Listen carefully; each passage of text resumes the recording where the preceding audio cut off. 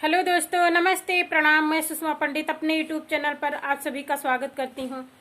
आज मैं आप सबके लिए अवधी नाच गीत लेके आई हूं। अगर आप लोगों को पसंद आता है तो लाइक कीजिए, शेयर कीजिए और कमेंट में गीत कैसा लगा है ज़रूर बताएं। अगर मेरे चैनल पर नए हैं तो मेरे चैनल सिंगर सुषमा पंडित को सब्सक्राइब कीजिए, बेल आइकन दबाना ना भूलें ताकि हर नई वीडियो आप तक ज़रूर पहुँचे।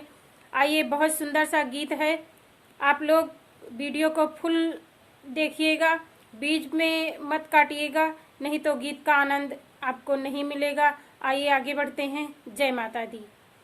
अखियाँ नींद से भरी रजऊ कहाँ रहा, अखियाँ नींद से भरी रजऊ कहाँ रहा, रजऊ कहाँ रहा, बलमु कहाँ रहा, रजऊ कहाँ रहा, पियवा कहाँ रहा, अखियाँ नींद से भरी रजऊ कहाँ रहा, अखियाँ नींद से भरी रजऊ कहाँ रहा।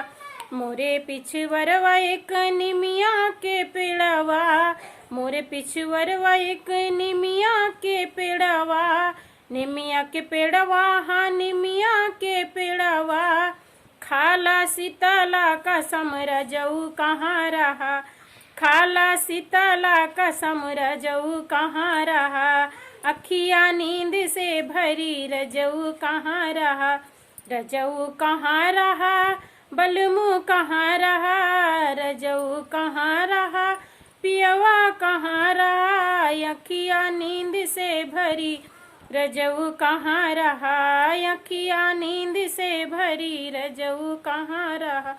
कौन सवतिया पिया मरले बामतिया, कौन सवतिया पिया मरले बामतिया, मरले बामतिया पिया मरले बामतिया, खाला हमारो कसम रजऊ कहाँ रहा, खाला मेहरी कसम रजऊ कहाँ रहा, अखियाँ नींद से भरी रजऊ कहाँ रहा, रजऊ कहाँ रहा, पियऊ कहाँ रहा, रजऊ कहाँ रहा, पियऊ कहाँ रहा, अखियाँ नींद से भरी रजऊ कहाँ रहा।